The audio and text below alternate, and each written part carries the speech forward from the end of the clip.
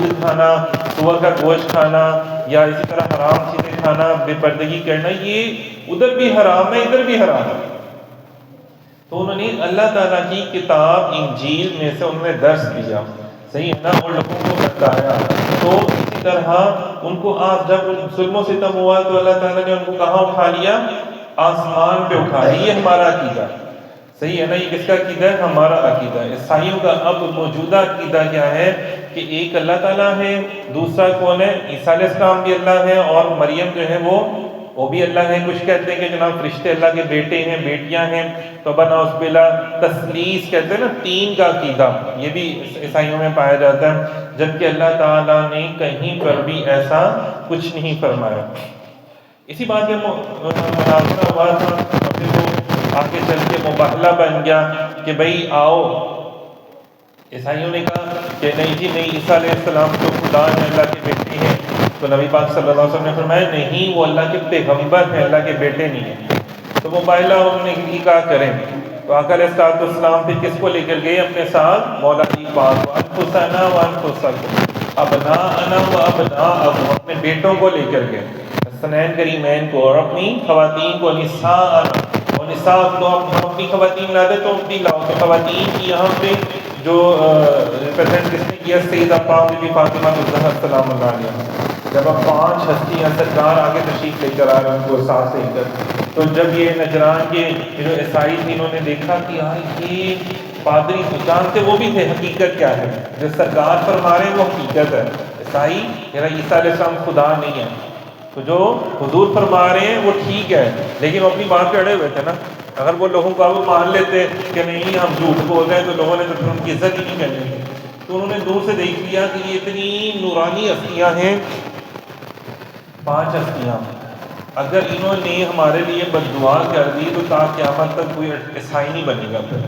تو وہاں سے ہی کہتے ہیں نا پتری گلی میں بھاگ جانا، تو بھاگ گئے وہ، اور وہ انہوں نے حضور کا مقابلہ ہی نہیں کیا، مباہلہ جسے کہتے ہیں نا، مباہلہ نہیں کیا اور بھاگ گئے وہ۔ اور آج تک عیسائی دنیا یہ چیز ثابت نہیں کر سکی کہ وہ جو بات کرتے ہیں وہ سچ ہے، جبکہ قرآن پاک میں اللہ تعالیٰ نے سورہ اخلاص نازل فرما کے، سورہ آل عمران میں، سورہ مریم میں اللہ تعالیٰ نے ساری حقیقت کھول کے واضح کر دی کہ جس طرح ابراہیم علیہ السلام اللہ کے پیغمبر تھے، حضرت نوح علیہ السلام اللہ کے پیغمبر تھے، حضرت یعقوب علیہ السلام اللہ کے پیغمبر تھے، حضرت محمد مصطفیٰ صلی اللہ علیہ وسلم اللہ کے پیغمبر اور رسول ہیں، اسی طرح حضرت عیسیٰ علیہ السلام بھی اللہ کے پیغمبر ہیں، اور ان کے اوپر کتاب بھی نازل ہوئی، شریعت انہوں نے باقاعدہ لوگوں کو بتائی۔ تو یہ لیکن اب جو شریعت ہے وہ کس کی چلے گی؟ صرف قرآن، جو رسول اللہ صلی اللہ علیہ وسلم شریعت لے کر آئے۔ تمام انبیاء کی شریعت محدود وقت کے لیے ہوتی تھی، ان کی کتاب کی تعلیم محدود وقت کے لیے ہوتی تھی، لیکن قرآن کا معجزہ یہ ہے کہ یہ اب جب نازل ہوا یہ تب تا قیامت کے لیے ہی رہے گا، ایون کہ قیامت کے نزدیک جب امام مہدی آئیں گے اور پھر حضرت عیسیٰ علیہ السلام آئیں گے، اور حضرت عیسیٰ علیہ السلام ہی تشریف لا کے دجال کا مقابلہ کریں گے اور اسے ختم کریں گے، واصل جہنم کریں گے۔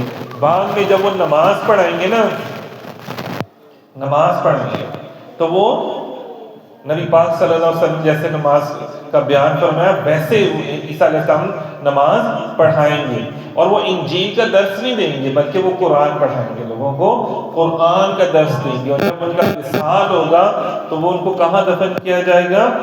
نبی پاک صلی اللہ علیہ وسلم کے روضہ مبارک میں، حضور کی جو روضہ مبارک کے اندر جگہ خالی آ گئی وہاں پہ موجود ہے، وہاں پہ ان کا مدفن بنے گا، ان کو دفن کیا جائے گا۔ یہ ساری چیزیں جو ہے نا وہ احادیث مبارکہ میں ماشاءاللہ سے موجود ہیں کہ دوبارہ عیسیٰ علیہ السلام تشریف لے کر آئیں گے، اور آسمانوں میں موجود ہے۔